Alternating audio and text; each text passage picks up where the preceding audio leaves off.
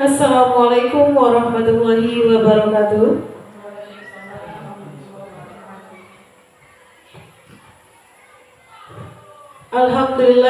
Alhamdulillahillazi hadana li hadza wa ma kunna linahtadiya laula an hadanallah. Asyhadu an la ilaha illallah wa asyhadu anna Muhammadan abduhu wa rasuluhu allazi la nabiyya ba'da.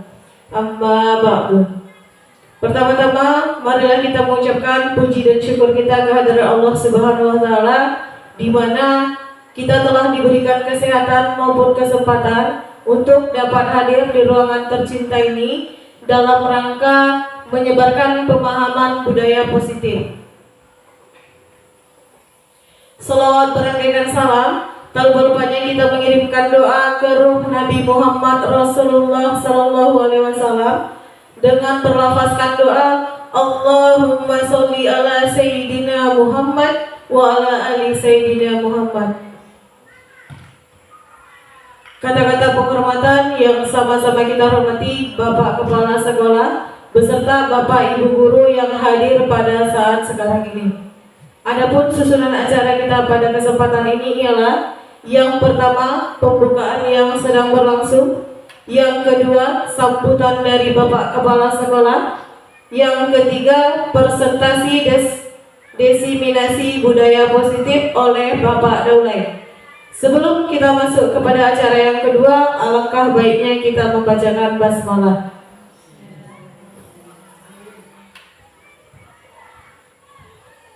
Acara selanjutnya, sambutan dari Bapak Kepala Sekolah.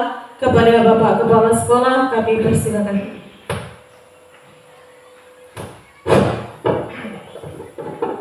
Assalamualaikum warahmatullahi wabarakatuh. Alhamdulillahirrahmanirrahim. Allahumma sholli ala Muhammad wa ala ali Muhammad. Kembali kita mengucapkan puji syukur kepada Allah Subhanahu wa taala dan selawat kepada Nabi yang berupa Allahumma sholli ala Muhammad wa ala ali Muhammad. Kita ucapkan terima kasih banyak kepada Bapak Ibu calon guru penggerak di SMP 3 Lintang. Mudah-mudahan dengan pelaksanaan penyebaran budaya positif di lingkungan sekolah kita tentu akan membuat imbas atau dampak yang positif pula nanti, baik kepada kita guru dan karyawan dan juga kepada anak-anak kita. Artinya kita ikuti, kita jalankan sesuai dengan apa yang disampaikan beliau-beliau nanti, supaya ada pedoman dan arahan kita untuk penyebaran budaya positif ke sekolah kita. Mudah-mudahan ke depan tentu dengan adanya penyebaran budaya positif ini, harapan kita tentu sekolah kita akan lebih baik, akan lebih berakhlak baik kepada kita sesama guru dan karyawan, dan juga terutama kepada anak kita nanti. Dan demikian mungkin sebagai sambutan, selamat untuk melanjutkan aksi nyata ini. Mudah-mudahan tentu tidak ada halangan nanti sampai selesai acara ini. Demikian, terima kasih. Assalamualaikum warahmatullahi wabarakatuh.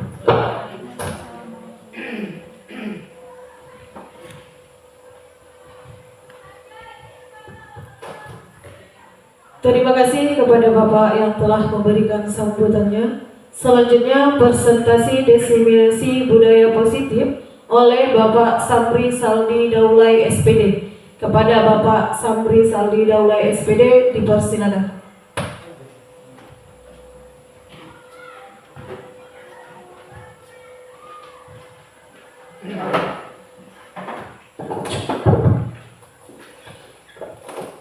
Assalamualaikum warahmatullahi wabarakatuh.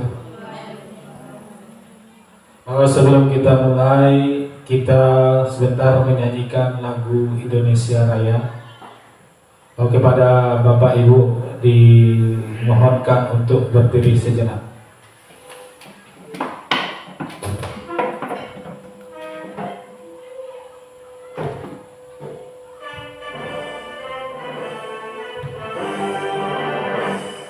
Indonesia, tanah air, tanah tumpah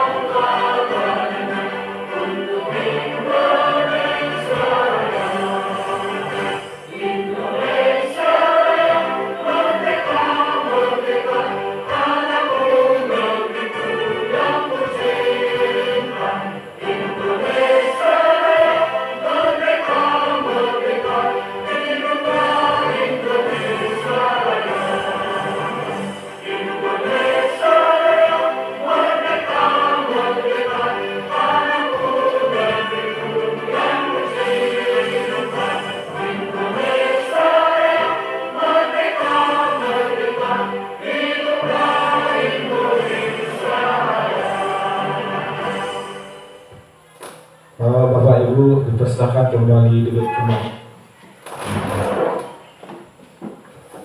Assalamualaikum warahmatullahi wabarakatuh.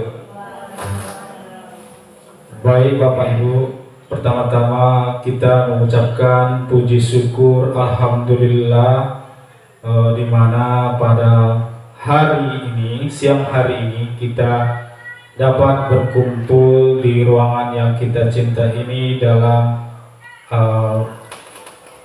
acara menyebarkan pemahaman budaya positif yang akan dipresentasikan oleh saya sendiri.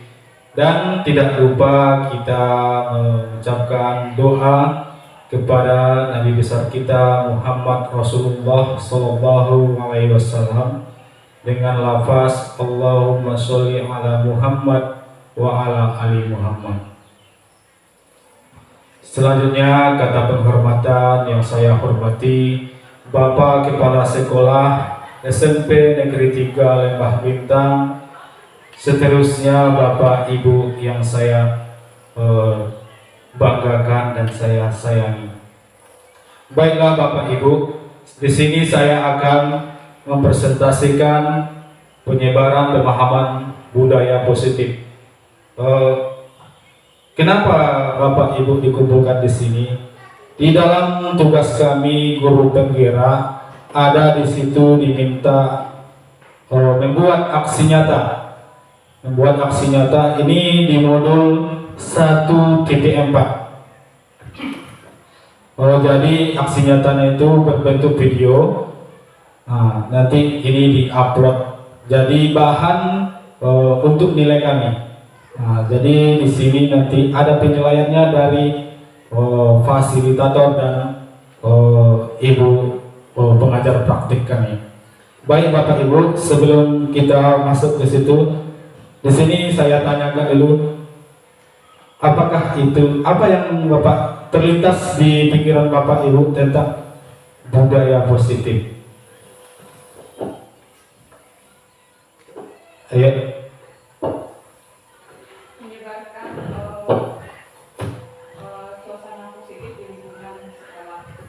Iya, menyebarkan budaya positif.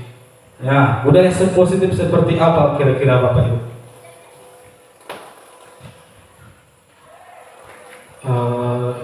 Bu Mika,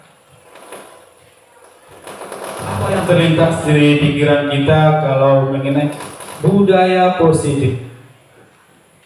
Iya, Bu Salamah.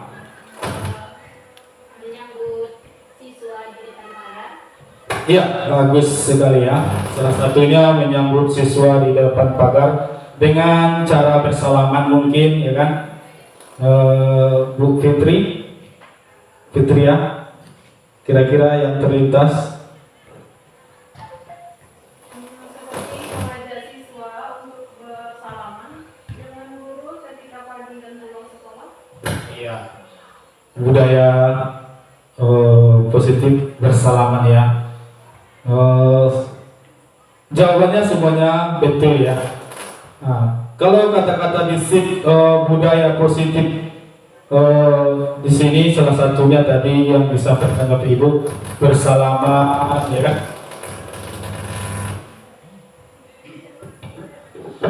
Ya, lanjut nih.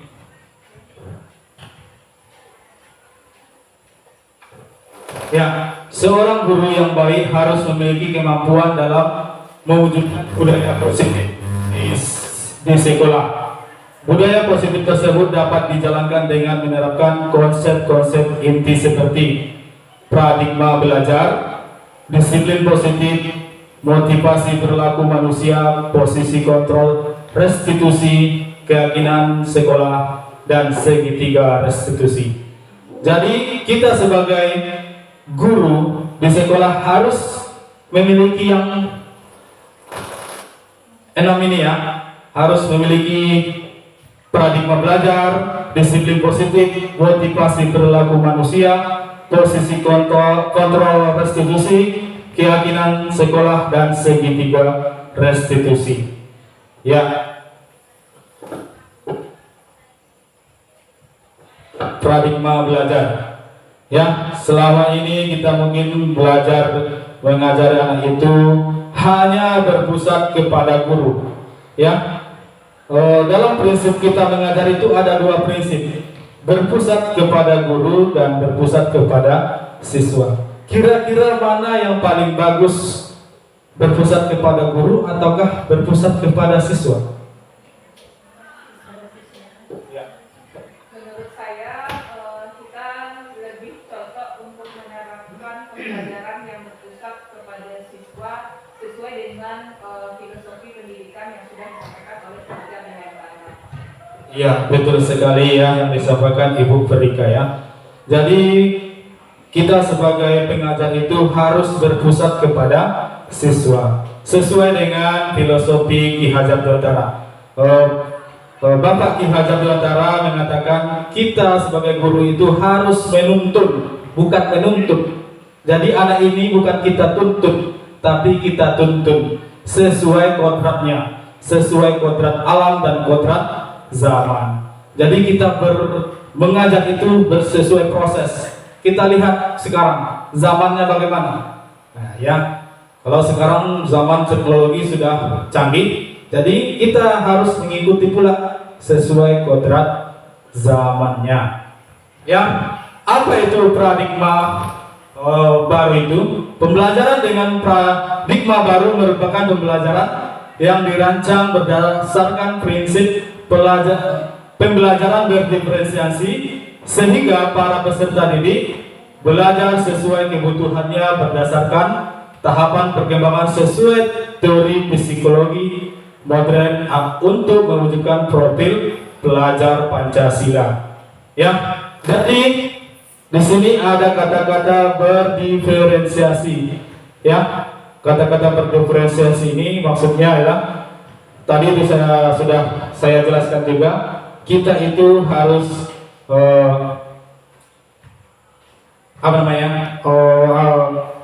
sesuai keinginan siswa. Jadi kita itu bukan berpusat kepada guru, tetapi berpusat kepada siswa. Ya, apa yang kita wujudkan? Yang pertama, di sini kita sering membahas tentang profil pelajar Pancasila. Ada 6 profil pelajar Pancasila di sekolah kita juga sudah kita jalankan. Ya, mulai tahun 2022 kalau nggak salah. Ya, apa saja di sini? Beriman, bertakwa kepada Tuhan Yang Maha Esa, dan berakhlak mulia. Jadi cita-cita kita itu, siswa kita itu harus beriman dulu kepada Tuhannya, bertakwa dulu kepada Tuhannya. Selanjutnya berkebinekaan global. Jadi siswa kita ini harus luas wawasannya. Ya, harus luas wawasannya, berkebinekaan global. Selanjutnya itu bergotong royong. Maksud dari bergotong royong ini bukan sekedar membersihkan sekolah, tapi dia berkolaborasi sama temannya. Ya, contohnya dalam mengerjakan tugas di dalam kelasnya. Ya, kita bentuk, contohnya kita bentuk suatu kelompok. Jadi siswa itu berkolaborasi di dalamnya. Selanjutnya kreatif. Ya, siswa kita diharapkan kreatif ya. Selanjutnya bernalar kritis, dan yang keenam itu mandiri.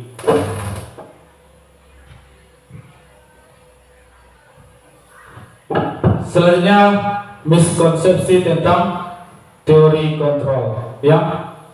Nah, ada 4 di sini. Yang pertama, ilusi guru mengontrol murid. Ya, kita sering mengontrol murid. Ya, namanya ilusi. Ilusi itu tidak baik ya. Ilusi itu tidak baik. Nah, di sini kita guru itu sering mengontrol siswa kita dengan cara biasanya seperti apa kira-kira, Bapak Ibu?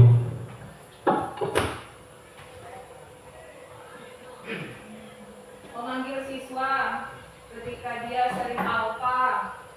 Iya. Memberi hukuman kalau dia datang terlambat. Betul ya. Betul. Yang lain kira-kira ya, Bu Sepnisa?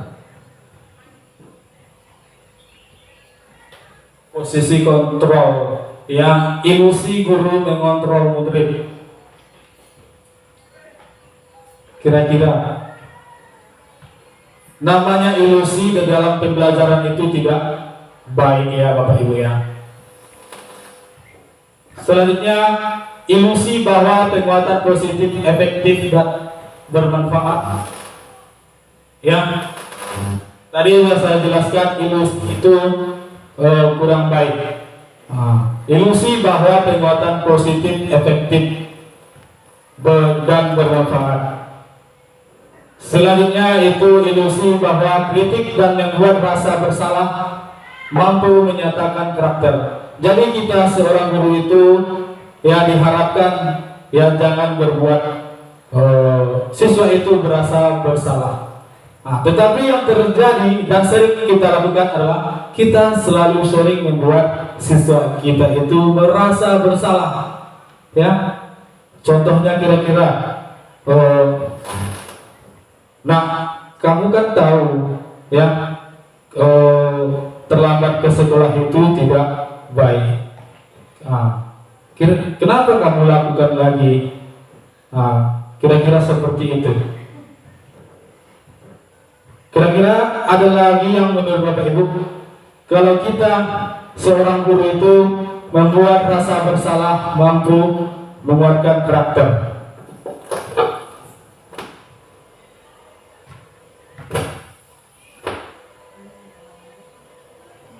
Ya, selanjutnya mengubah paradigma stimulus respon ke pendekatan teori kontrol ya. Di sini ada stimulus respon dan teori kontrol.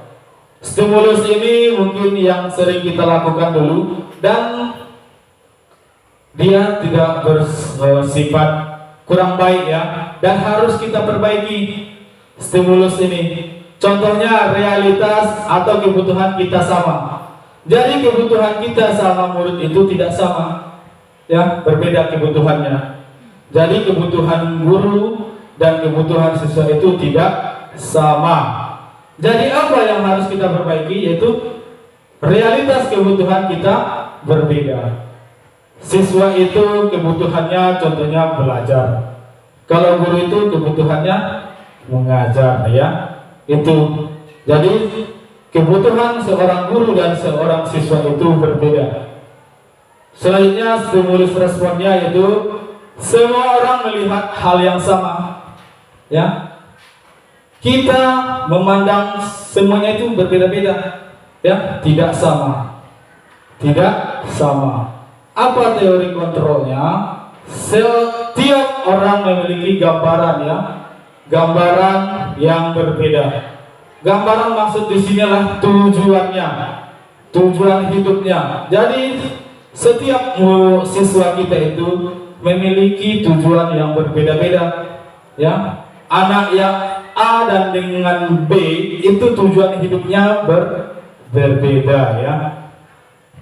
Selanjutnya kita mencoba mengubah orang agar berpandangan sama dengan kita. Ya, kita tidak bisa merubah pandangan orang. Ya, kita sebagai guru tidak bisa merubah pandangan hidup siswa kita. Ya, jadi apa teori kontrolnya?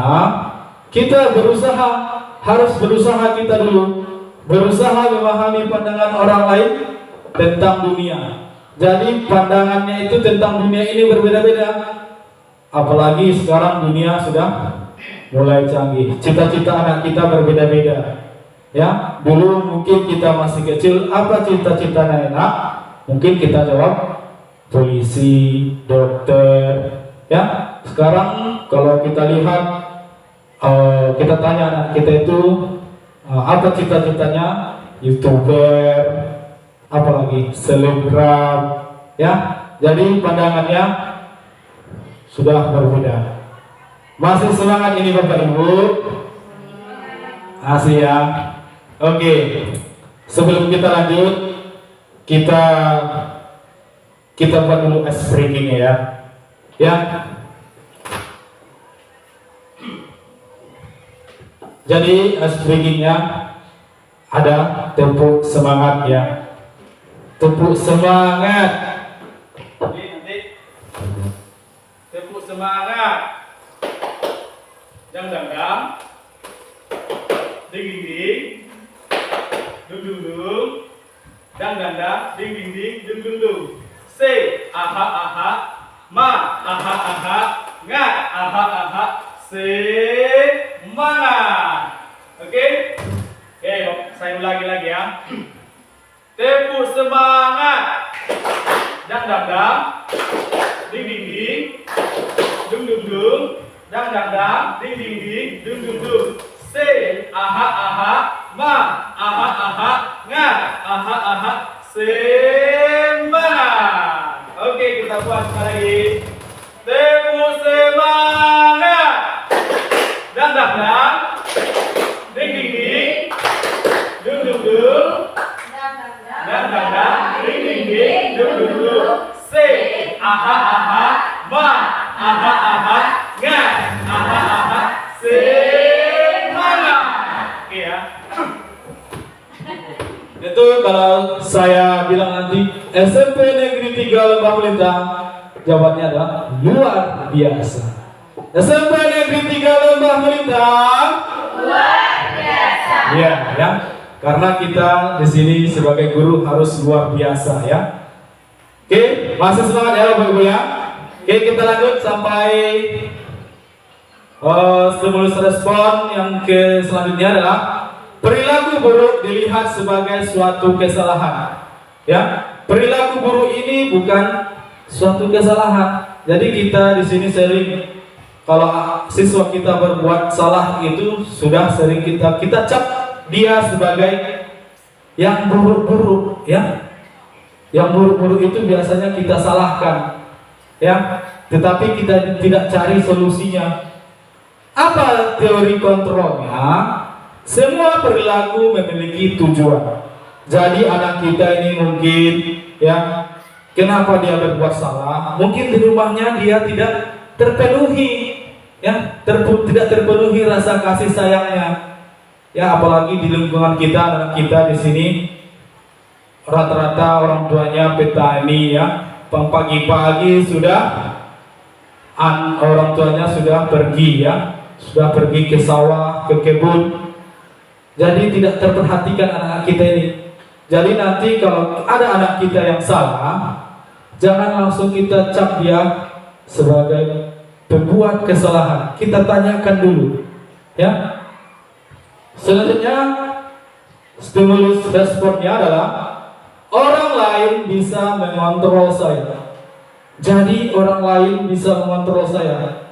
Ini tidak baik ya. Apa teori kontrolnya?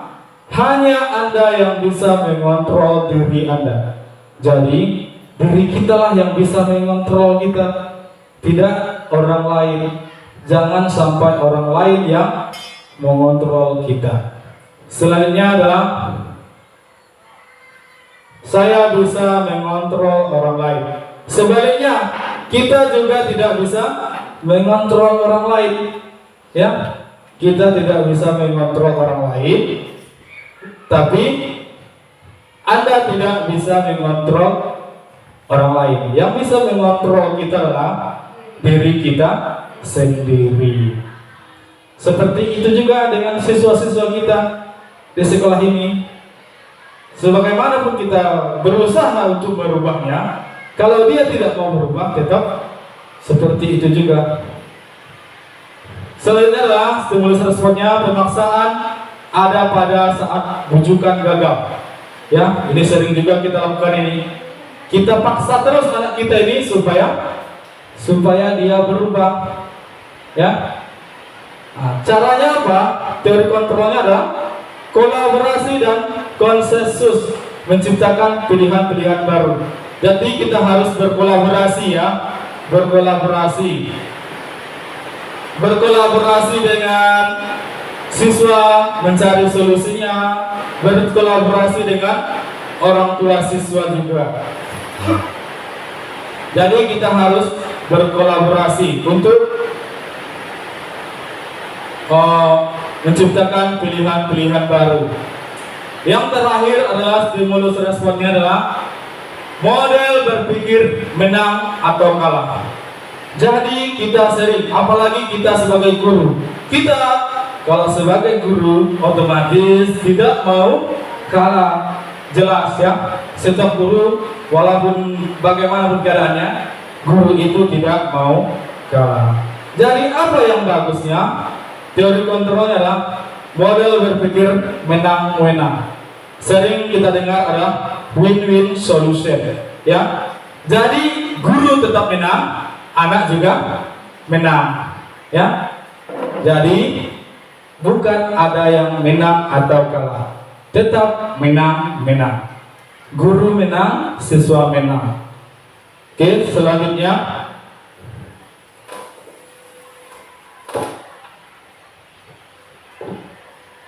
ya, masuk kita ke disiplin positif. Materi selanjutnya adalah disiplin positif. Disiplin itu berasal dari kata disiplina yang artinya belajar. Ya, mungkin sering kita lakukan disiplin ini kalau anak kita itu kalau berbuat salah tidak disiplin, sering kita hukum ya. Tetapi artinya sebenarnya disiplin inilah belajar untuk memperbaiki. Kalau anak kita berbuat salah kita perbaiki, tetapi bukan kita hukum. Disiplin mengacu pada disiplin diri yang memiliki tanggung jawab terhadap apa yang dilakukannya berdasarkan nilai-nilai yang diyakininya. Jadi di sini kita berusaha memunculkan motivasi anak, ya, memotivasi dalam diri anak. Nah, kalau anak tidak disiplin, kita munculkan bagaimana cara memperbaikinya. Selanjutnya itulah disiplin positif merupakan salah satu cara penerapan disiplin yang bertujuan untuk menumbuhkan kesadaran serta memperdayakan peserta didik tanpa imbalan penghargaan atau reward, ancaman atau hukuman. Ya Bapak Ibu ya, sering kita lakukan untuk anak didik kita supaya disiplin. Sering kita lakukan ini. Kalau kita ancam, kita kasih hukuman, kita kasih penghargaan. Minum dulu ya Bapak ya. Oke Bapak Ibu, boleh dinikmati snacknya.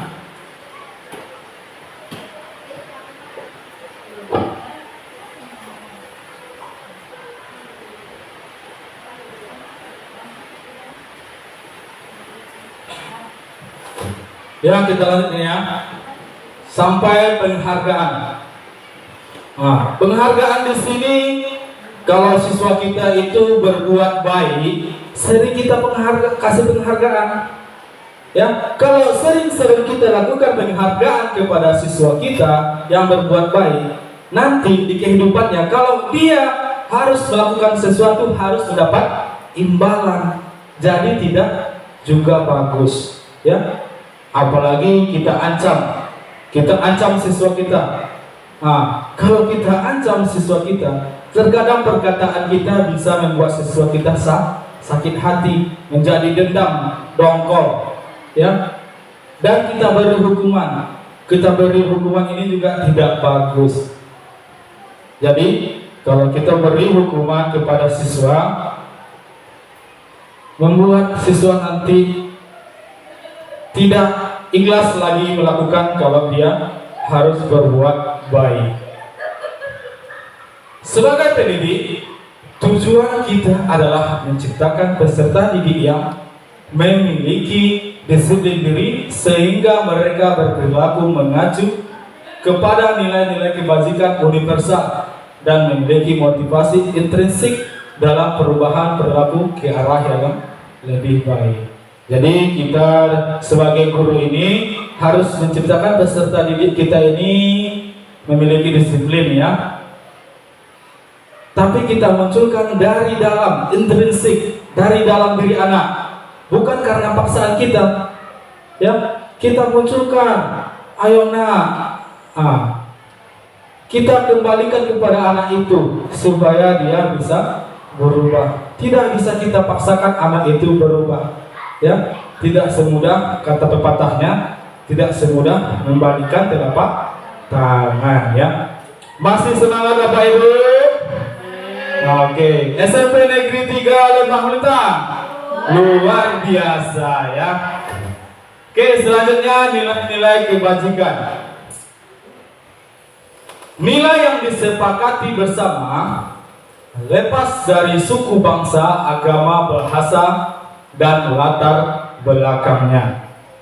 Ya, di sini saya mengambil 3 contoh nilai-nilai kebajikan yang kita terapkan di sekolah kita ini, yaitu pertama, profil pelajar Pancasila.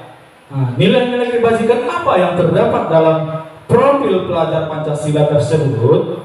Yang pertama itulah beriman dan bertakwa pada Tuhan Yang Maha Esa dan berakhlak mulia, berkebinekaan global, gotong royong, mandiri, kreatif, dan bernalar kritis. Itu profil pelajar Pancasila kita. Ada satu lagi, itu soalnya IBO, Primary Youth Program, atau disingkat PYP, ya. Apa nilai kebajikan yang disampaikannya? Yang pertama, toleransi, rasa hormat, integritas, mandiri, menghargai, antusias, empati, keingintahuan, kreativitas, kerjasama, percaya diri, dan komitmen. Jadi nilai-nilai kebajikan ada tadi toleransi. Jadi kita harus toleransi, ya, antar umat beragama, rasa hormat, ya. Kita sering mengajarkan kepada siswa kita tuh menghormati yang lebih tua, ya. Selanjutnya keterampilan hidup, life skill. Nah, apa nilai kebajikannya? Dapat dipercaya, lurus hati, pendengaran yang aktif, tidak merendahkan orang lain, dan memberikan yang terbaik dari diri. Jadi kita harus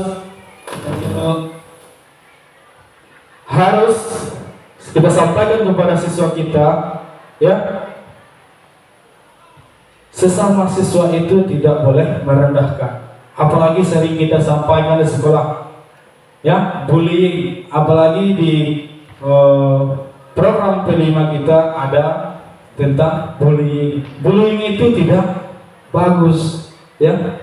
Bullying itu tidak bagus. Jadi kita harus sampaikan betul-betul kepada siswa kita ini, karena perbuatan bullying di sekolah itu tidak baik tentunya. Ya, kalau kita lakukan juga bullying, tidak ada yang menang. Di situ kalah-kalah, yang membuli kalah, yang dibully juga kalah. Jadi harus kita tegaskan ini kepada siswa kita supaya tidak melakukan tindakan bullying. Selanjutnya adalah kebutuhan dasar manusia. Apa kebutuhan dasar manusia? Kira-kira apa kebutuhan dasar kita? Salah satu saja tidak terpenuhi, ya. Nah, kita ini merasa tidak semangat dalam menghadapi hidup ini, ya. Apalagi siswa kita. Jadi kita sebagai guru ini harus memperhatikan kebutuhan dasar siswa kita. Kira-kira apa Bapak Ibu kebutuhan dasar yang harus kita miliki atau yang harus dimiliki siswa kita?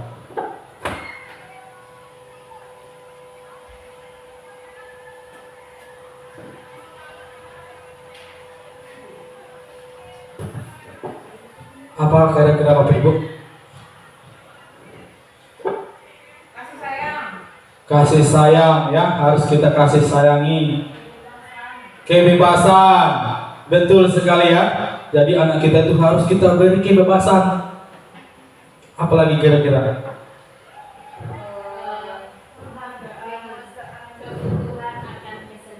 Kebutuhan akan kesenangan.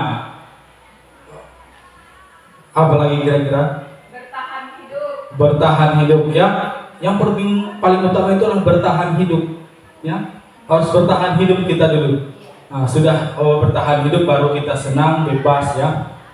Ya, kita baca sama-sama kebutuhan dasarnya manusia itu adalah, kebutuhan dasar manusia adalah sesuatu yang kita lakukan untuk mendapatkan yang kita inginkan ya.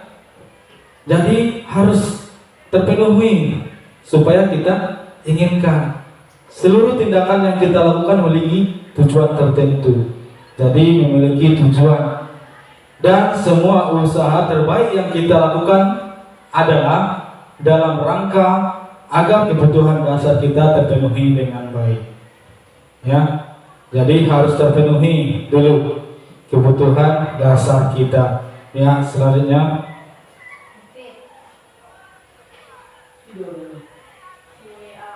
ya, ini 5 kebutuhan dasar manusia ya. Yang kita sampaikan tadi, ada yang dibilang tadi bertahan hidup, kasih sayang, penguasaan, kebebasan dan kesenangan. Jadi kelima ini harus terpenuhi dulu. Nanti besok ya, besok sebelum kita masuk ke dalam kelas, yang perlu kita tanyakan dulu adalah kebutuhan anak kita ini sudah terpenuhi atau belum? Sudah dia bertahan hidup? Sudah terpenuhikah dia kasih sayangnya? Ya, penguasaan, kebebasan, kesenangan. Jadi kita tanyakan anak kita, ya. Nanti ada anak kita yang tidur di sana, ya, atau mengkota di sana. Nah, bukan karena dia bandel, mungkin dia karena belum terpenuhi. Ya, anak kita yang tidur mungkin dia karena lapar, belum lagi makan. Ya, yang di sebelah sana mungkin dia ribut karena mungkin kasih sayangnya nggak tercukupi, ya. Nah, jadi harus kita tanyakan betul-betul.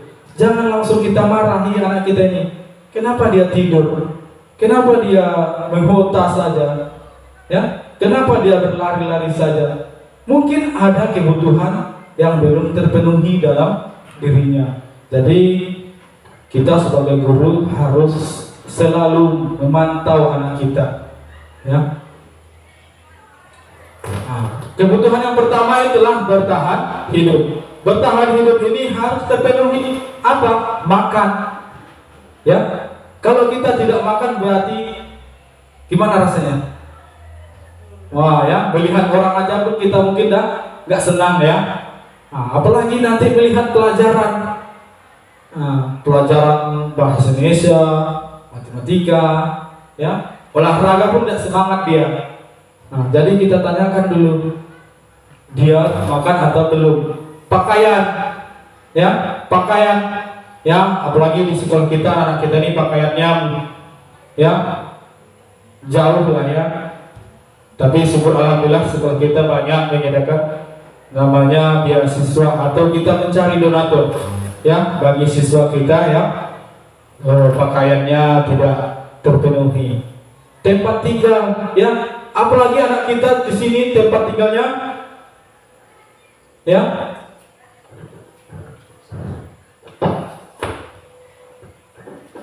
apalagi anak kita di sini kita rawan banjir, ya, rawan banjir. Jadi kita harus perhatikan anak-anak kita ini. Jangan langsung kita marahi kalau dia mungkin punya sandal ke sekolah. Mungkin dia karena hanyut, mungkin hanyut sepatunya, ya, mungkin hanyut sepatunya, atau mungkin kotor karena banjir. Jadi harus kita perhatikan juga ini Bapak Ibu ya, anak-anak kita yang mungkin yang daerah sering kena banjir, ya. Keamanan, ya, mungkin keamanan di daerahnya tidak aman, kesehatan, ya. Tapi di sekolah kita bersyukur juga kita berkolaborasi dengan puskesmas. Ya, minggu ini kita berkolaborasi dengan puskesmas untuk kesehatan anak kita ini. Alhamdulillah anak-anak kita rata-ratanya sehat ya, tidak ada yang berkelainan. Yang kedua itulah kebutuhan dasar manusia tentang kasih sayang, ya, rasa diterima nggak dari sekolah, ya? Ini kadang-kadang ada anak 1-2 anak kita ini, dia menyendiri saja, ya, menyendiri, tidak berteman. Nah, jadi harus kita tanyakan, kenapa kamu tidak bergaul sama teman? Mungkin dia akan sering dibully atau sering tidak, bahasa sekarang itu adalah tidak sesirkel, ya, tidak sekelompok, ya. Jadi harus kita tanyakan itu, rasa peduli, berbagi, kerjasama menjadi bagian dalam kelompok. Jadi kalau ada anak kita yang tidak terpenuhi rasa kasih sayangnya, kita tanyakan. Contohnya kalau kita buat suatu kelompok di dalam kelas, pasti berjumpa sama kita, bagi Bapak Ibu, ya, pasti berjumpa. Ada satu orang yang tak mau dia, bu nagih tahu sekelompok dia, pasti ada. Saya tidak mau satu kelompok sama ini, ya. Jadi harus kita tanyakan, kasih sayangnya belum terpenuhi mungkin. Selanjutnya penguasaan, harga diri, keinginan untuk dianggap, memimpin prestasi, diakui dan didengar. Jadi anak kita ini harus tersalurkan rasanya, ya. Rasa ingin tahunya itu harus kita dengarkan, apa masalahnya. Jangan kita abaikan anak kita, ya.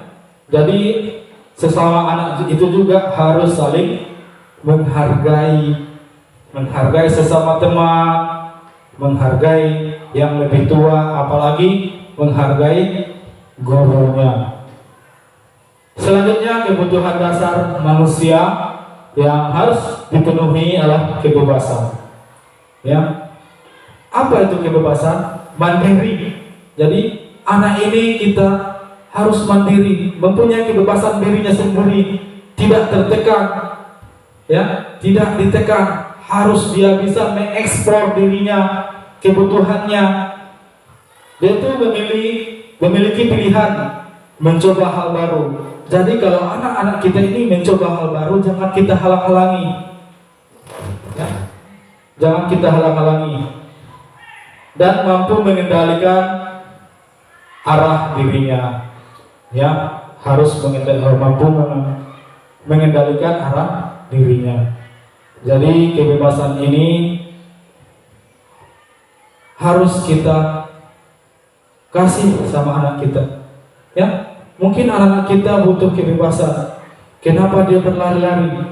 Kenapa dia menghotak? Mungkin dia butuh berbicara di depan. Mungkin kita suruh anak kita, ayo nak berbicara, berlari-lari, ayo nak, ayo berolahraga. Atau mungkin anak kita sering menggambar-gambar.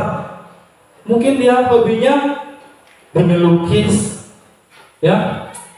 Jadi harus kita perhatikan kebebasannya. Selanjutnya, kebutuhan dasarnya adalah kesenangan, ya, bermain, humor, antusias dan tertawa. Jadi anak-anak kita ini, ya, kalau dia suntuk saja, ya, tidak fokus dalam dalam belajar. Mungkin dia kurang bermain. Mungkin kita sebagai guru ini terlalu monoton mengajarnya. Nah, ya, jadi harus kita penuhi bermainnya. Contohnya kita dalam belajar tadi kita lakukan seperti ice breaking atau model-model pembelajaran yang lain. Dan sesekali boleh kita memberikan humor di dalam materi pembelajaran kita supaya anak tidak terlalu tegang, ya. Oke, selanjutnya adalah motivasi perilaku manusia. Motivasi perilaku manusia ini ada dua, ya, ekstrinsik dan intrinsik. X itu dari luar, sedangkan in itu dari dalam diri anak. Ya, yang dari luar itu apa saja? Yang pertama, untuk menghindari ketidaknyamanan atau hukuman. Jadi anak kita ini Kenapa dia seperti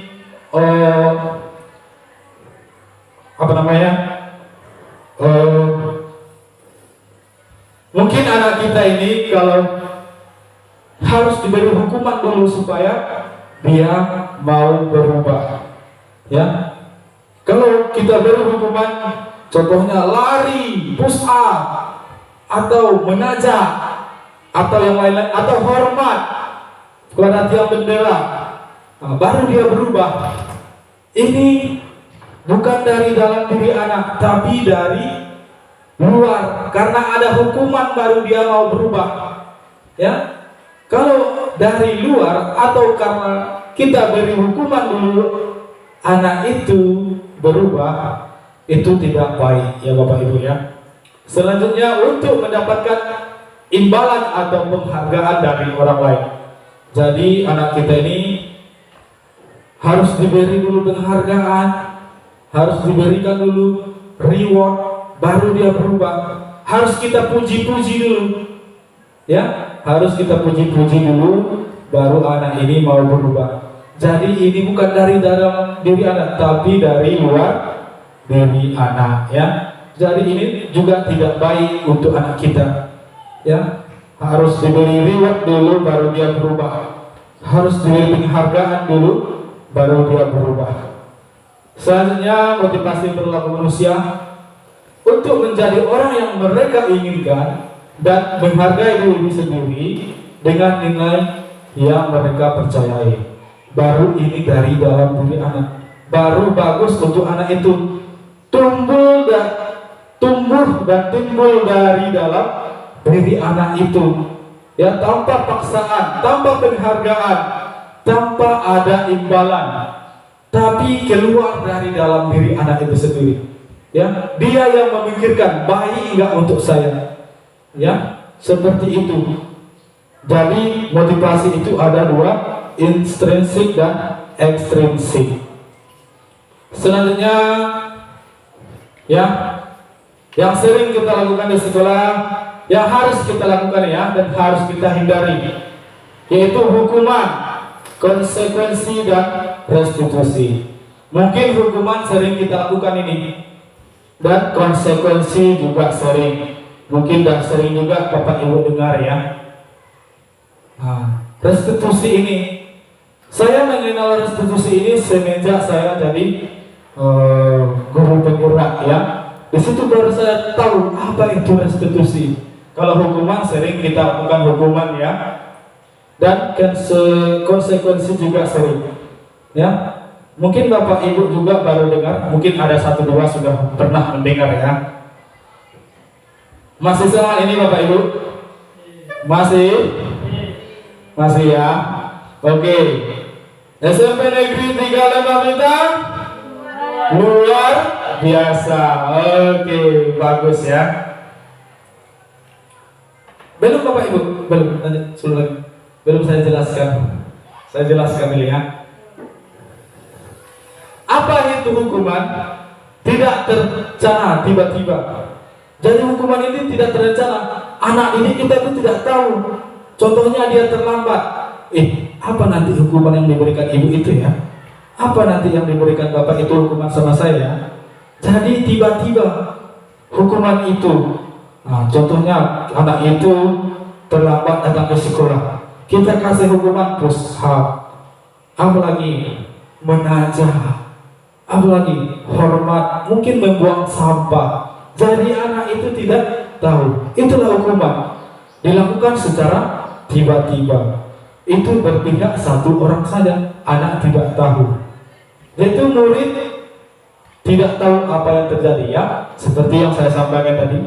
Jadi hukuman itu, murid itu tidak tahu apa yang harus dia lakukan selanjutnya kalau dia berbuat salah.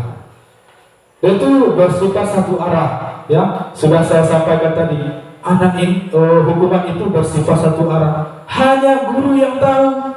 Anak tidak tahu apa yang harus dia kerjakan setelah berbuat kesalahan. Ya, hukuman itu bisa berbentuk fisik dan psikis. Berbentuk fisik itu mungkin dia kita kasih push up, hormat di tiang bendera, lari keliling lapangan, itu berbentuk fisik. Ya, selanjutnya psikis. Psikis ini berbentuk hukuman verbal atau kata-kata atau ucapan yang kita lakukan kepada anak. Ya, nah, ini sama-sama menyakitkan bagi anak, baik fisik juga sakit bagi anak, mempunyai nanti dia dendam sama kita. Psikis juga, psikis ini lagi yang membuat anak lebih sakit hati, ya, karena kata-kata bisa menyakiti hatinya. Kalau fisik mungkin badannya saja yang capek, kalau psikis hatinya yang sakit bisa menjadi dendam sama kita, mungkin akan diingatnya sampai dia mungkin seperti kita lagi jadi guru dan akan menjatuhkan mentalnya. Jadi hukuman ini tidak baik ya Bapak Ibu ya, apalagi berbentuk fisik maupun psikis. Jadi sebelum kita memberi hukuman itu, kita lihat kondisi anak kita. Jangan asal kita kasari kata-katanya, jangan harus kita hukum dia secara tiba-tiba. Dan itu konsekuensi ini setiap sekolah mempunyai konsekuensi ya.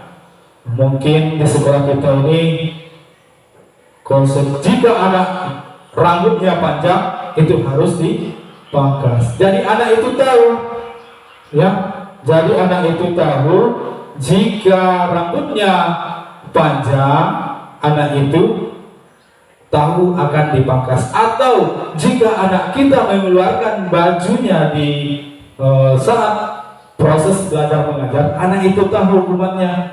Ya, jadi konsekuensi ini kita guru memberi hukuman, tapi anak tahu apa yang harus dilakukannya selanjutnya. Yaitu konsekuensi itu terencana, disepakati sesuai peraturan. Ya, terencana harus ada rencananya. Sekolah kita ini mempunyai peraturan. Ya, peraturan rambut masuk sekolah kita jam pagi itu 7.20. Anak-anak sudah di dalam lingkungan sekolah. Jadi jika anak itu terlambat, dia tahu, ya, itulah konsekuensi terencana dan dapat disepakati sesuai peraturan. Jadi sudah ada aturan yang menentukan dan murid tetap dibuat tidak nyaman, ya. Walaupun sudah ada aturannya, murid juga tidak merasa nyaman, merasa dia tersakiti juga. Jadi konsekuensi ini juga membuat murid tidak merasa nyaman. Dan itu sikap guru selalu memonitor murid, ya. Jadi guru selalu jadi monitor, jadi apa namanya, berpihak satu arah juga. Anak tidak dapat menyampaikan isi kenapa dia, contohnya kenapa dia terlambat, kenapa dia panjang rambutnya, ya.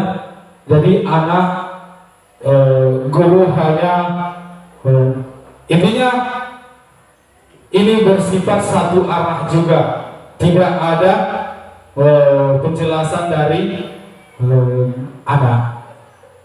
Selanjutnya adalah restitusi. Ini yang harus kita lakukan di sekolah kita. Penyelesaian ini, kalau anak kita berbuat salah, ini yang kita harus lakukan, restitusi. Apa itu restitusi? Proses menciptakan kondisi bagi murid untuk memperbaiki kesalahan.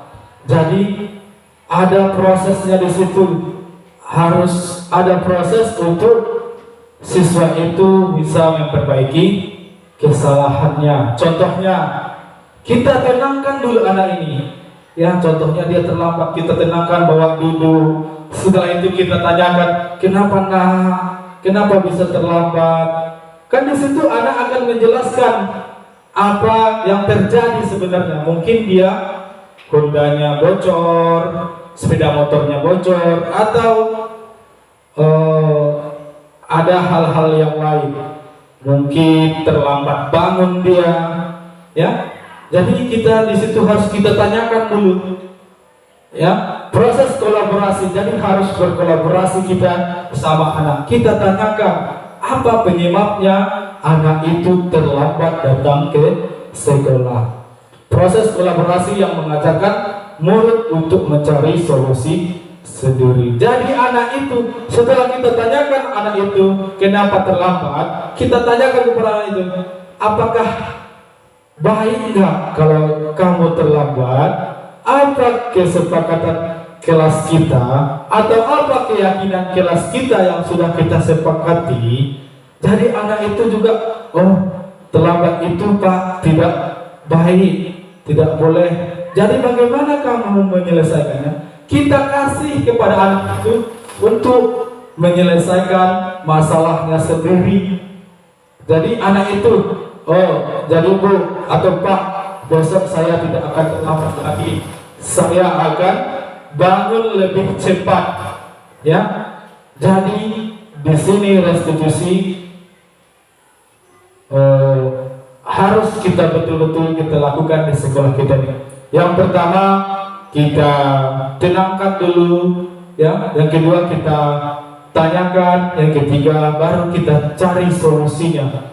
Biarkan anak itu memikirkan apa yang baik kepada dirinya untuk kedepannya. Ya, selanjutnya, ya gimana Bapak Ibu? Masih semangat ini?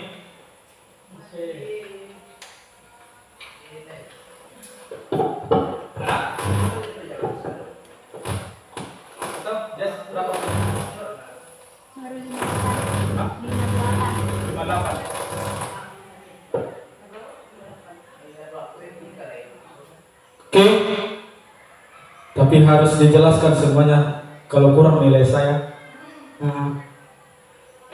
Posisi kontrol, ya. Oke, selanjutnya adalah posisi kontrol. Jadi guru itu mempunyai 5 posisi kontrol guru. Apa pertama? Guru sebagai penghukum, guru sebagai pembuat merasa bersalah, guru sebagai teman, guru sebagai pemantau, guru sebagai manajer. Oke, di sini saya tanyakan dulu kepada Bapak Ibu, posisi kontrol mana yang sering Bapak Ibu lakukan di dalam kelas Bapak Ibu? Posisi kontrol ini bukan harus satu, ya. Boleh 2, boleh 3, mungkin boleh juga semuanya. Yang mana yang paling di dalam diri Bapak Ibu? Posisi kontrol mana? Penghukumkah? Pembuat rasa bersalahkah? Sebagai teman, sebagai pemantau, dan atau sebagai manajer? Ya, mana kira Bapak Ibu?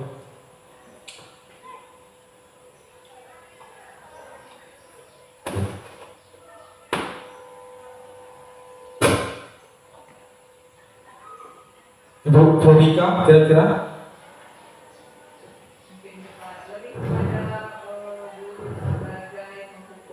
Penghukum, ya. Ya, sebelum tahu kita ke teorinya, jadi guru sebagai penghukum. Pak Dedi?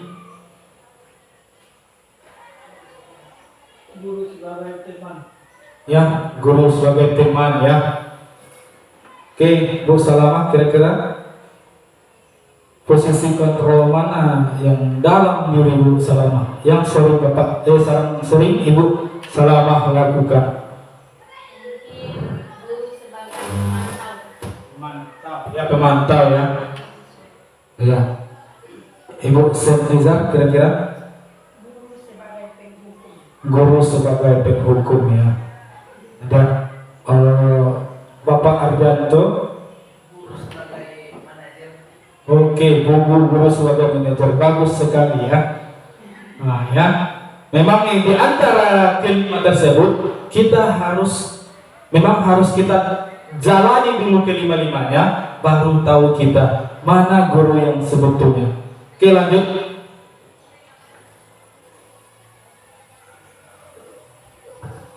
Ini, ya, arti dari guru penghukum. Seorang penghukum menggunakan hukuman fisik maupun verbal tadi sudah saya jelaskan juga ya. Orang yang menjalankan posisi penghukum senantiasa mengatakan bahwa sekolah memerlukan sistem atau alat yang dapat lebih menekan murid-murid dalam lagi. Ciri-ciri guru penghukum ini nada suara tinggi, katanya kan, bahasa tubuh, ya, mata melotot dan jari-jari menunjuk nunduk atau menghardik anak. Ini guru sebagai penghukum. Selanjutnya pembuat merasa bersalah. Posisi ini biasanya guru akan bersuara lebih lembut, ya. Pembuat rasa bersalah akan menggunakan keheningan yang membuat orang lain merasa tidak nyaman, bersalah atau rendah diri. Ciri-ciri guru ini nada suaranya memelas, halus, sedih, bahasa tubuh merapat pada anak dan lesu. Guru pada posisi sebagai teman itu tidak akan menyakiti murid, namun akan tetapi berupaya mengontrol murid melalui persuasi. Posisi teman pada guru biasanya negatif ataupun positif. Positif di sini berupa hubungan baik yang terjalin antara guru dan murid. Ya, guru di posisi teman menggunakan hubungan baik dan humor untuk mempengaruhi seseorang. Ciri-ciri guru posisi teman: nada suara ramah, akrab, bercanda, bahasa tubuh biasanya merapat pada anak, mata dan senyuman jenaka. Nah, guru sebagai pemantau pada saat kita mengawasi, kita bertanggung jawab atas perilaku yang orang-orang yang kita awasi. Posisi pemantau berdasarkan apa peraturan-peraturan dan konsekuensi. Dengan menggunakan sanksi atau konsekuensi, kita dapat memisahkan hubungan pribadi kita dengan murid sebagai seorang yang menjalankan posisi pemantau. Ciri-ciri guru ini biasanya nada suara datar, ya, bahasa tubuh yang formal. Selanjutnya, ini ya, guru sebagai manajer. Jadi kita sebagai guru ini harus sebagai manajer. Manajer itu bukan harus di perusahaan saja. Jadi kita sebagai guru ini harus sebagai manajer juga. Apa itu sebagai manajer? Posisi di mana guru berbuat sesuatu bersama dengan murid, mempersilahkan murid, mempertanggungjawab perilakunya, mendukung murid agar dapat menemukan solusi atas permasalahan sendiri. Namun bila kita menginginkan murid-murid kita menjadi manusia yang merdeka, mandiri dan bertanggung jawab, maka kita perlu mengacu kepada restitusi yang dapat menjadikan murid kita seorang manajer bagi dirinya sendiri. Ciri-ciri guru ini nada suara tulus, bahasa tubuh tidak kaku, dan mendekat ke murid. Dan selanjutnya itu adalah contoh-contoh kasus yang kalau kita sebagai penghukum. Jadi hormat bendera selama 1 jam. Ya, kira-kira kalau kita sebagai guru penghukum, kita kasih hukuman. Contohnya siswa itu hormat selama 1 jam. Kalau kita sebagai pembuat rasa bersalah, ya, berapa kali bapak atau ibu harus memberikan kamu? Kamu selalu saja mengejauhkan bapak. Itu guru sebagai membuat rasa bersalah. Guru sebagai teman, ayo dong kita aturan sekolah, tolong bantu bapak, ya, sekali ini. Ya udah, tidak apa-apa, lain kali jangan sampai berbuat seperti ini lagi ya. Guru sebagai pemantau, contohnya, kamu sudah melanggar peraturan sekolah, kamu tahu konsekuensinya. Setelah upacara kamu beri atribut KTU dan jangan diulangi lagi. Dan guru sebagai manajer, yang harus kita lakukan ya, kita sebagai guru, Apa kamu tahu kesalahanmu? Kira-kira bagaimana kamu memperbaiki kesalahanmu? Jadi kita tanyakan kepada anak itu apa yang kesalahan dia dan bagaimana dia memperbaikinya. Oke? Ya. Posisi kontrol guru. Di antara kelima posisi kontrol tersebut, sebaiknya guru menggunakan posisi manajer. Ini yang harus kita gunakan. Apa itu? Sebagai manajer, guru dapat berbuat sesuatu bersama murid, mempersilakan murid bertanggung jawab dan mendukung murid agar dapat menemukan solusi. Selain itu, posisi manajer mengacu pada restitusi yang dapat mencirikan murid sebagai manajer bagi dirinya sendiri sehingga dapat tercipta identitas positif bagi diri murid. Itu dia ya, posisi kontrol yang harus kita lakukan di sekolah ini.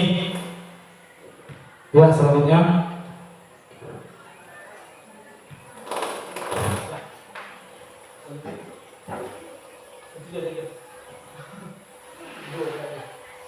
Ya, keyakinan kelas ya. Keyakinan kelas. Keyakinan kelas ya, di sini ada tanda tanya. Jadi nanti saya tanyakan sedikit ya. Mengapa keyakinan kelas? Mengapa bukan peraturan kelas?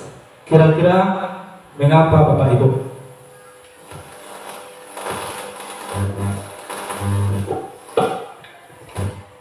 Ya, silakan Ibu Terika.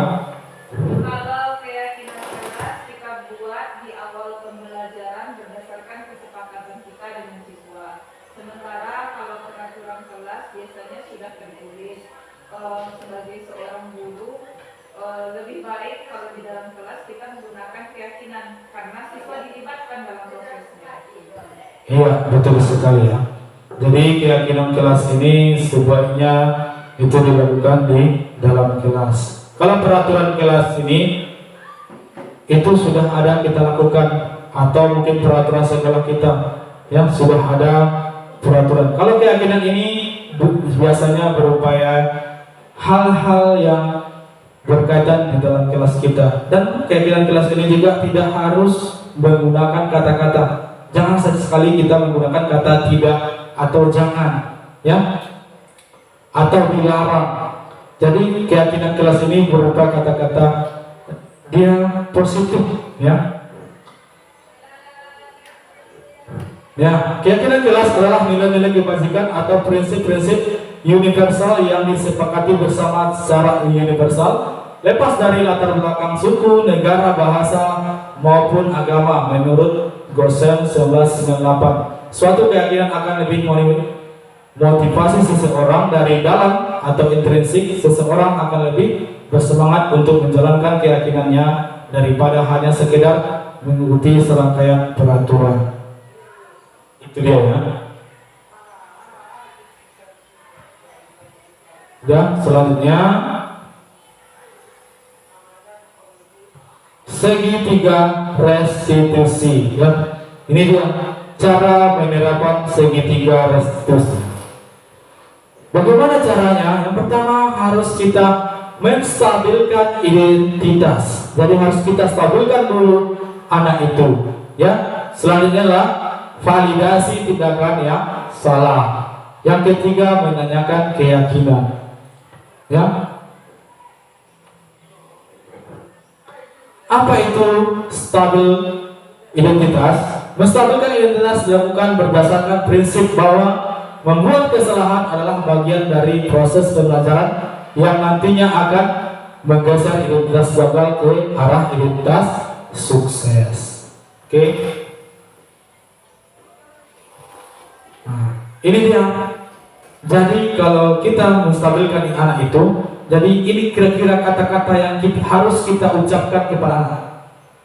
Nah, yang kalau anak kita contohnya berbuat salah itu wajar nak. Tidak ada manusia yang sempurna. Ibu atau bapak juga pernah melakukan itu. Nah ya, bapak tidak mau mencari siapa yang salah, tapi bapak ingin mencari solusi dari permasalahan ini.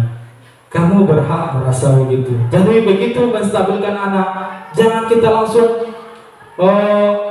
hukum anak. Jadi harus kita stabilkan dulu. Kira-kira perkataan ini yang kita ucapkan dulu kepada anak. Selanjutnya itulah validasi tindakan yang salah. Dilakukan berdasarkan prinsip bahwa setiap perilaku berupaya memenuhi suatu kebutuhan tertentu, sehingga guru atau orang tua akan bergeser dari pemikiran stimulus respon menjadi proaktif serta akan lebih mengenali dan mengakui kebutuhan anak. Ya, setelah itu kira-kira kata-kata apa yang kita munculkan? Ini kira-kira kata-kata yang kita munculkan. Kamu pasti punya alasan mengapa melakukan hal itu, padahal kamu bisa melakukan yang lebih buruk dari ini ya. Kamu patut bangga karena telah melindungi sesuatu yang penting buatmu. Kamu melakukannya karena mempertahankan sesuatu yang penting bagimu. Ya, kira-kira itu yang kita munculkan, memvalidasi anak. Jangan langsung kita hukum, kita beri hukuman. Seterusnya itulah menanyakan keyakinan. Nah ya, keyakinan kita tanyakan kepada anak. Dilakukan dengan memberi pertanyaan-pertanyaan bermakna kepada murid atau anak untuk memunculkan motivasi secara intrinsik sehingga mampu mengaitkan keyakinan dengan tindakan yang salah. Apa kata-kata kita munculkan? Ya, kira-kira yang kita munculkan adalah apa keyakinan kelas kita tanya kepada anak. Nah, pertanyakan keyakinan kelas kita. Setelah itu kira-kira apa? Nilai-nilai apa yang telah disepakati? Ya, selanjutnya seperti apa gambaran sebuah kelas yang ideal menurut kamu? Selanjutnya kira-kira kata-kata yang kita munculkan adalah kamu ingin menjadi orang yang seperti apa? Jadi itu yang kita tanyakan kepada anak. Jangan langsung kita hukum anak itu. Ini kira-kira contoh memvalidasi anak ya. Ya.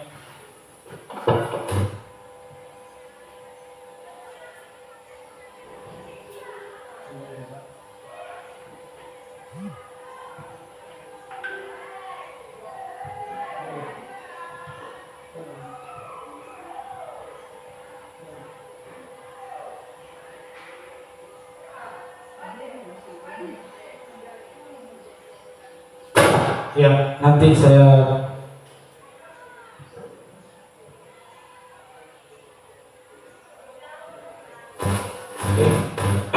karena videonya tidak berhasil dibuka, nggak apa-apa ya. Kita ya selanjutnya itulah penutup ya Bapak Ibu ya.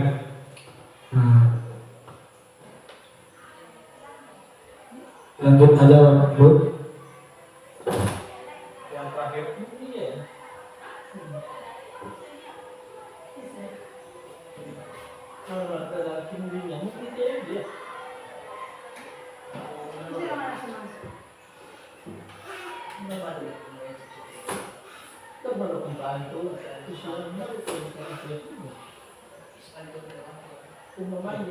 Ya, ini penutupnya. Dalam penerapan program disiplin positif, hendaknya guru memiliki standar kepribadian profesional dan sosial yang baik, di mana guru mampu merefleksi dirinya dalam proses kontrol saat ini. Bagaimana perjalanan dirinya sebagai abang atau manajer yang menuntun murid-muridnya menjadi insan yang mandiri dan bertanggung jawab. Standar nasional pendidikan. Ya, terima kasih Bapak Ibu yang sudah mendengarkan hasil presentasi saya tentang aksi nyata penyebaran budaya positif. Ya, mudah-mudahan apa yang sudah kita dapat hari ini bisa kita terapkan di sekolah kita untuk kedepannya supaya sekolah kita ini lebih baik kedepannya. Terima kasih Bapak Ibu. Saya ucapkan sekali lagi saya akhiri dengan mengucapkan alhamdulillahirrahmanirrahim. Assalamualaikum warahmatullahi wabarakatuh. Bapak dan Ibu, itulah tadi penampilan diseminasi budaya positif sebagai aksi nyata dari modul 1.4 oleh Bapak Samri Saldi Daulay. Mohon maaf atas segala kesalahan. Wassalamualaikum warahmatullahi wabarakatuh.